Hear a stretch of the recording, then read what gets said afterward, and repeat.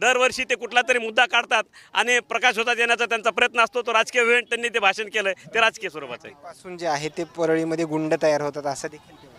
आता या ठिकाणी राखेचं प्रकरण आणि गुंडाचं प्रकरण याचा कुठं संबंध येत आहे?